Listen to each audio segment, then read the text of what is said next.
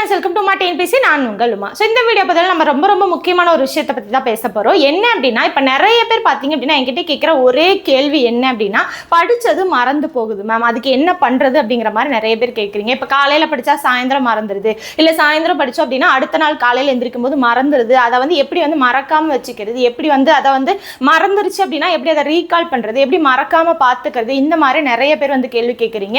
So மறக்கிறது அப்படிங்கிறது உங்களுக்கு மட்டும்தான் நடக்குதா அப்படின்னா அந்த மாதிரி கிடையாது. உலகத்தில் இருக்க எல்லாருக்குமே மறதி அப்படிங்கிறது இருக்கும். ஸோ அது ஒரு பெரிய வியாதி எல்லாம் கிடையாது, அது மூளையோட ஒரு இயல்பு தான். அதை எப்படி நம்ம சரி பண்ணிக்கலாம் அப்படிங்கிறத தான் இந்த வீடியோவில் நம்ம ஃபுல்லாக தெளிவாக பார்க்க போகிறோம். அதுக்கு 5 ஒரு கோல்டன் ரூல்ஸ் இருக்குது. அந்த 5 ரூல்ஸையும் ஃபுல் அண்ட் ஃபுல் டீட்டெயிலாக இந்த வீடியோவில் பார்க்கலாம். வீடியோவை ஸ்கிப் பண்ணாமல் கடைசி வரைக்கும் பாருங்கள், ஓகேவா?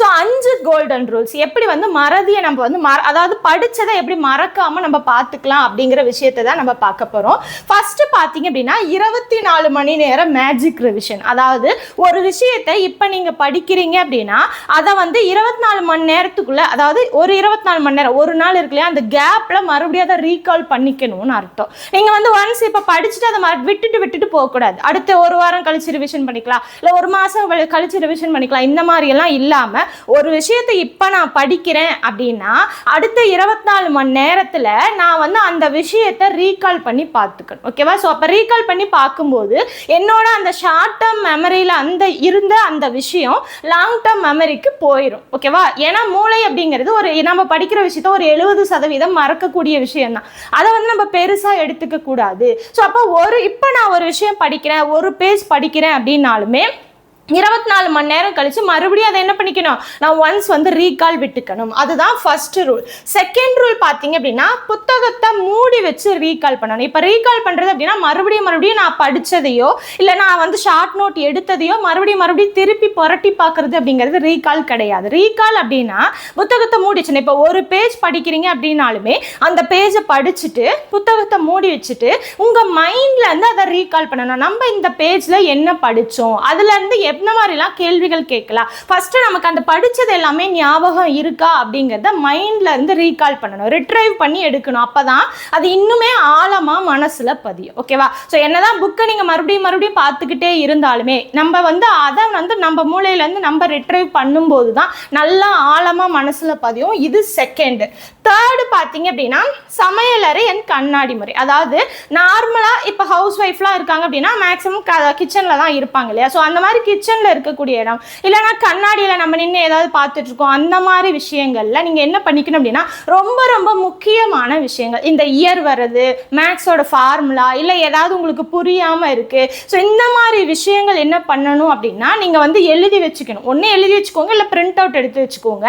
அதை நீங்கள் அடிக்கடி பார்க்கக்கூடிய இடம், அது எந்த இடமா இருந்தாலும் சரி, நீங்கள் ஒரு இடத்த அடிக்கடி பார்ப்பீங்க இல்லையா, அந்த மாதிரி ஒரு இடத்துல அதை ஒட்டி வச்சுக்கணும். உங்கள் பார்வையில் அது பட்டுக்கிட்டே இருக்கணும். நீங்கள் அந்த இடத்துக்கு போகும்போதெல்லாம் அது பார்வையில் பட்டுட்டே இருக்கும்போது நீங்கள் அதை படிக்கணுங்கிற அவசியமே கிடையாது. பார்வையில் பட்டுட்டே இருந்தது அப்படின்னா அது உங்கள் மெமரியில் ஏறிடும். அப்போ ரொம்ப கஷ்டமான விஷயம், இப்போ ஒரு சில விஷயங்கள் அப்படின்னா ரிப்பீட்டடாக மறந்து போகுது. இப்போ இயர்ஸ் ஞாபகம் வச்சுக்கிறதுலாம் ரொம்ப சிரமம் தான் இல்லையா? அந்த மாதிரி இயர்ஸ் எல்லாமே மறந்து போகுது அப்படின்னா அந்த இயர் என்ன இது அப்படிங்கிறது எல்லாமே நீங்கள் எழுதியோ பிரிண்ட் அவுட் எடுத்தோ ஒட்டி வச்சிட்டீங்க அப்படின்னா ரிப்பீட்டடாக அதை பார்க்க உங்கள் மனசில் பதிஞ்சிடும். கிட்டத்தட்ட 8 மாதம் அளவில் நீங்கள் பார்க்க போகிறீங்க அப்படிங்கும்போது நல்லா அது மனசுல பதிஞ்சிரும். நம்ம பார்க்கவே முடியாத இடத்துல ஒட்டக்கூடாது, ஓகேவா? நீங்க எப்பயுமே அடிக்கடி இருக்கக்கூடிய இடத்துல அதை ஒட்டி வச்சு அதை பார்த்துட்டே இருந்தீங்க அப்படின்னா உங்க மனசுல பதிஞ்சிரும். தென் கற்பனை அண்ட் கதை சொல்லுதல். இப்போ ஹிஸ்டரி எடுத்துட்டீங்க அப்படின்னா அதுல ராஜாக்கள், அரசர்கள், அதுக்கப்புறம் பார்த்தீங்கன்னா அவங்க போர் புரிஞ்சது, அவங்கள பத்தின வரலாறு இருக்கும் இல்லையா, அந்த மாதிரி விஷயங்கள் இருக்குது அப்படின்னா அதை நீங்கள் ஒரு கதை மாதிரி இமேஜின் பண்ணிக்கோங்க. இந்த ராஜா எந்த வருஷம் திருமணம் பண்ணிக்கிட்டாரு, எந்த வருஷம் இதுக்கு போனார், போருக்கு போனார், எந்த இடத்த வின் பண்ணார், இந்த மாதிரி ஒவ்வொரு விஷயத்துமே கதை மாதிரி நீங்களே மைண்டில் ஓட்டி விட்டு பாருங்க, ஓகேவா? ஸோ கதை மாதிரி ஓட்டி விட்டாலும் சரி, இல்லை அப்படின்னா நம்ம இன்னொருத்தவங்களுக்கு சொல்லி கொடுக்குற மாதிரி, ஓகேவா? நான் பக்கத்தில் யாராவது இருக்காங்க, முன்னாடி யாராவது இருக்காங்க, இந்த விஷயத்தை நான் அவங்களுக்கு கன்வே பண்ணுறேன். மேக்ஸிமம் நீங்கள் படிச்சு நீங்க ரீகால் பண்றதை விட நீங்க இன்னொருத்தவங்களுக்கு அதை சொல்லி கொடுக்கும்போது இன்னுமே நல்லா மனசுல பதியும். அப்ப அவங்களுக்கு அந்த விஷயம், இப்ப அவங்களுக்கு அந்த விஷயம் தெரியாது, ஒருத்தவங்களுமே இல்ல இருக்கிறாங்கன்னு நான் நினைச்சுக்கிறேன். இல்ல கண்ணாடி முன்னாடி கூட நின்னுக்கோங்க, அவங்க அவங்களுக்கு அந்த விஷயமே தெரியாது, நான் தான் அவங்களுக்கு இந்த விஷயத்த தெளிவா சொல்லி கொடுக்க போறேன் அப்படிங்கிற மாதிரி எந்த ஒரு விஷயத்தையுமே அவங்களுக்கு சொல்லி கொடுக்குற மாதிரி நீங்க சொன்னீங்க அப்படின்னா இன்னுமே நல்லா மனசுல பதியும். ஓகேவா? ஸோ கற்பனையாகவும் கதை சொல்ற மாதிரியும் மனசுல பதிய வச்சுக்கலாம். தென் அடுத்து பார்த்தீங்க அப்படின்னா 731 திருப்புதல் சிஸ்டம். அதாவது இப்போ ஒரு விஷயத்தை நான் இன்னைக்கு படிக்கிறேன் அப்படின்னா 3 நாள்ல 3வது நாள் அதை என்ன பண்ணணும், மறுபடியும் நான் ரீகால் பண்ணணும். எப்படி 24 மணி நேரத்தில் நான் ஒரு டைம் ரீகால் பண்ணணும்னு சொன்னனும் அதே மாதிரி தான் இது. பார்த்தீங்கன்னா இன்னைக்கு நான் படிக்கிறேன், 3வது நாள் மறுபடியும் அதை ரீகால் பண்றேன், மறுபடியும் அதை 7வது நாள் மறுபடியும் ரீகால் பண்றேன். அப்ப என்ன ஆகும், தொடர்ந்து படிக்க படிக்க ரீகால் பண்ண அது நல்லா மனசுல பதிஞ்சிடும். இப்ப படிக்கும்போது அரைகுறையா ஞாபகம் இருக்கிற மாதிரி இருக்கும். 3வது நாள் படிக்கும்போது கொஞ்சம் ஞாபகம் இருக்கு, கொஞ்சம் மறந்துருச்சு, அந்த மறந்த விஷயம் என்னவோ அதை படிச்சுக்கோங்க, மறக்காததை ரீகால் பண்ணிக்கோங்க. அடுத்து 7வது நாள் போகும்போது இன்னும் என்னென்ன கொஞ்சம் ஆயிரும். ஓகேவா? அப்ப இன்னும் என்னென்ன அப்படிங்கிறத பார்த்து நீங்க ரிவிஷன் பண்ணிட்டே வந்தீங்க அப்படின்னா நல்லா மனசுல பதியும், மறக்காம இருக்கும். அப்ப 731 ரூல் இது பார்த்தீங்க அப்படின்னா 1வது நாள், 3வது நாள், 7வது நாள். இதுக்கு இடையில நான் என்ன சொன்னேன், 1வது நாள் படிச்சிங்க அப்படின்னா அடுத்த 24 மணி நேரத்தில் அதை ரீகால் பண்ணி பார்க்கணும்னு சொன்னேன். ஒவ்வொரு பேஜையுமே ரீகால் பண்ணி பார்க்கணும், அது புத்தகத்தை மூடி வச்சுட்டு ரீகால் பண்ணணும்னு சொன்னேன். ஸோ தொடர்ந்து ரீகால் பண்ண அது மனசில் பதிஞ்சுக்கிட்டே இருக்கும். 5 ரூல் இதுதான். ஓகேவா? ஸோ தெளிவாக புரியுதுங்களா? இந்த 5 ரூலையுமே நீங்கள் ஃபாலோ பண்ணீங்க அப்படின்னா கண்டிப்பாக அது என்ன ஆகும் அப்படின்னா நம்மளோட மூளையில் ஷார்ட் டேர்ம் மெமரி அப்படிங்கிற அந்த ஸ்பேஸில் இருந்து அது என்ன ஆகும் அப்படின்னா லாங் டேர்ம் மெமரி அப்படிங்கிற அந்த ஸ்பேஸில் போய் உட்காரும், அந்த எல்லாமே ரெஜிஸ்டர் ஆகும். அதுக்கப்புறம் நீங்கள் இடையில டெஸ்ட் எழுதி பார்ப்பீங்களே, அந்த மாதிரி டெஸ்ட் எழுதி பார்க்க இன்னுமே நல்லா மனசில் பதியும். டெஸ்ட் எழுதணும், தென் PYQ நீங்கள் அடிக்கடி கொஸ்டின் எடுத்து அதுக்கான ஆன்சர் என்ன வரும் அப்படிங்கிறத பார்க்கணும், மேக்ஸை ஒர்க் அவுட் பண்ணி பார்க்கணும். ஸோ இந்த மாதிரி அடிக்கடி பார்க்க அது உங்க மனசுல நல்லா பதிஞ்சிரும். இந்த மாதிரி ரிப்பீட்டடா பண்ணிக்கிட்டே இருந்தீங்க அப்படின்னா குரூப் 4 எக்ஸாம் எப்போ வருது, டிசம்பர் 20ஆம் தேதி வருது. ஸோ அன்னைக்கு அப்படிங்கிறது உங்களோட ஃபிங்கர் டிப்ல எல்லா விஷயமே ஞாபகம் இருக்கும்.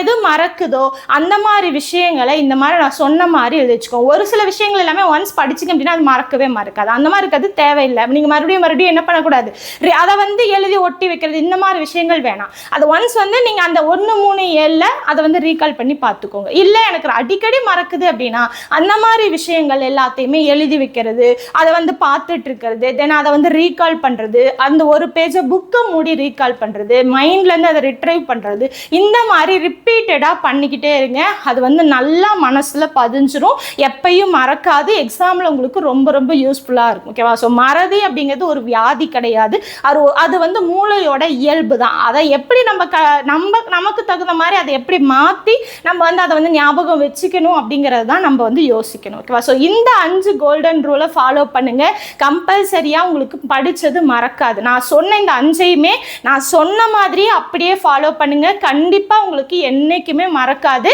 கண்டிப்பாக ஸ்ட்ரிக்டாக ஃபாலோ பண்ணணும். ஓகேவா? ஒரு விஷயத்தை ஒன்ஸ் பண்ணுறேன், 1 மாதம் கண்டினியூ பண்ணுறேன், அதுக்கப்புறம் விட்டுறேன், இந்த மாதிரியெல்லாம் இல்லாமல் ஸ்ட்ரிக்டாக எக்ஸாம் வரைக்குமே இதை நீங்கள் ஃபாலோ பண்ணுங்க. அதோட ரிசல்ட் உங்களுக்கு எக்ஸாம் அன்னைக்கு தெரியும். ஓகேவா? ஸோ இந்த வீடியோ கண்டிப்பாக உங்களுக்கு யூஸ்ஃபுல்லாக இருந்திருக்கும். எந்த அளவுக்கு யூஸ்ஃபுல்லாக இருந்துச்சு சொல்லிட்டு கமெண்ட் பாக்ஸில் கமெண்ட் பண்ணுங்க. இதே மாதிரி யூஸ்ஃபுல்லான வீடியோஸ் அடுத்தடுத்து நம்ம பார்க்கலாம். நம்மளோட டெலிகிராம் சேனலில் ஜாயின் பண்ணி வச்சுக்கோங்க. ஓகேவா? தேங்க்யூ.